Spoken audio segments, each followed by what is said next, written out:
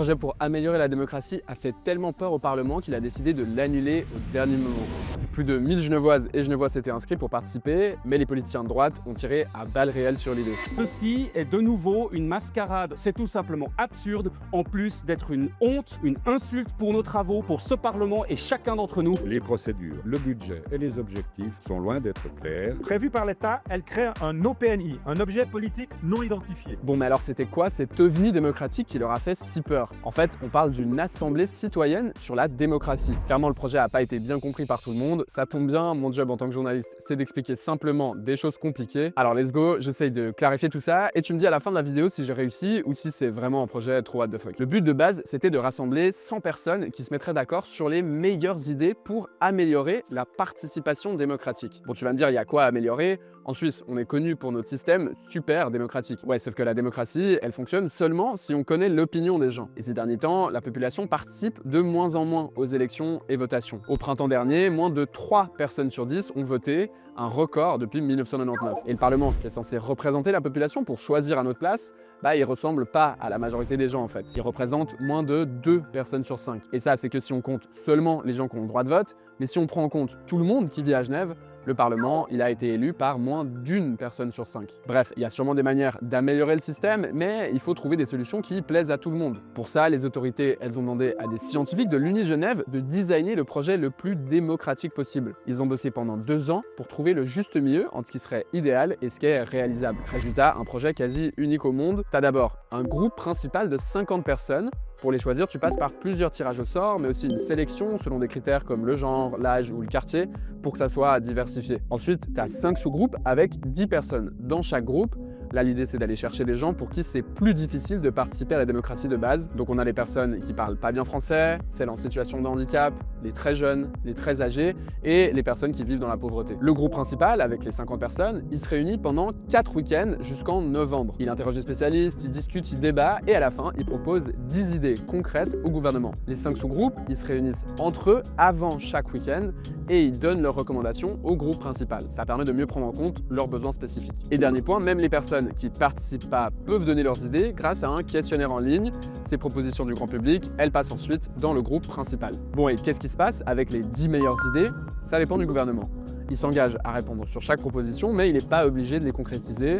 S'il faut changer la loi, les autorités elles peuvent proposer un projet au Parlement. C'est ensuite le Parlement qui a, lui, le dernier mot. Maintenant que tu as tout le système en tête, tu te demandes peut-être pourquoi on n'aurait pas pu faire plus simple. En fait, les scientifiques de l'Uni, ils ont essayé de booster un max le côté démocratique du projet. Pour ça, ils ont cherché à optimiser certains points qui font qu'une démocratie, c'est une démocratie. Dans ces conditions, tu as par exemple l'inclusion. Il faut que tout le monde puisse donner son avis. Souvent, c'est plus dur pour certaines personnes de prendre la parole.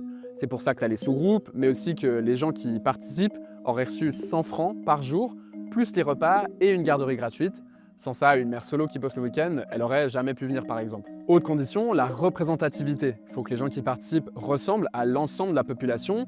C'est là où les tirages au sort et la sélection selon les critères comme l'âge ou l'intérêt pour la politique, ils permettent d'avoir tout type de personnes. Autre élément nécessaire, la délibération. Ça, c'est moins évident. J'ai demandé aux scientifiques de l'Uni d'expliquer pourquoi c'est important. Regarde. Le principe de délibération peut être simplifié par une maxime assez célèbre dans le domaine qui vient d'un philosophe qui s'appelle Jürgen Habermas. C'est en gros le règne du meilleur argument. La délibération, c'est le processus pour arriver à ce meilleur argument. C'est un processus d'échange d'arguments, de contre-arguments, dans un cadre respectueux, où on se base sur des faits qui sont vérifiés, vérifiables, et où on justifie nos positions. Évidemment, si c'est l'argument qui doit compter, on doit être ouvert à changer d'avis. Aujourd'hui, les députés n'ont pas l'interdiction de délibérer, mais il est clair qu'il n'y a aucune incitation institutionnelle. Peut-être ceci peut se passer dans les travaux de commission, ça peut se passer dans d'autres phases. Quand on a une majorité forte, une minorité qui n'a pas les nombres pour pousser la majorité à changer d'avis, quelque part ce souci de co-construction, d'un sens partagé et de convaincre l'autre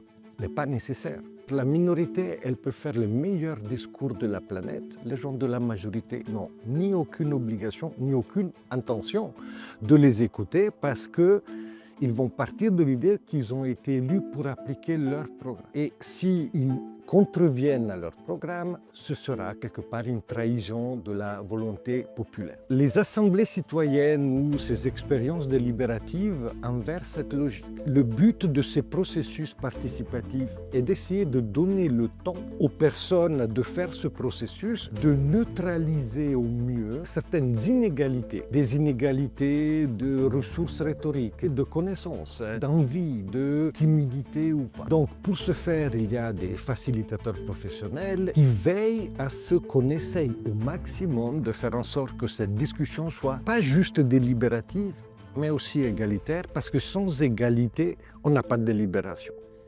Au Parlement, ce n'est pas une contrainte. Voilà, tu sais maintenant ce qui a fait peur au Parlement, mais ce que j'avais pas précisé, c'est que c'est un seul ministre qui a finalement annulé l'Assemblée. Pourtant, il n'était pas obligé de le faire. Je t'explique pourquoi sa décision a surpris tout le monde dans ma prochaine vidéo. Pour continuer à t'informer sur ce genre de sujet, j'ai besoin de ton aide. Si tu peux me faire un don, clique sur le lien dans ma bio et sinon commente et partage cette vidéo. Merci et à la prochaine.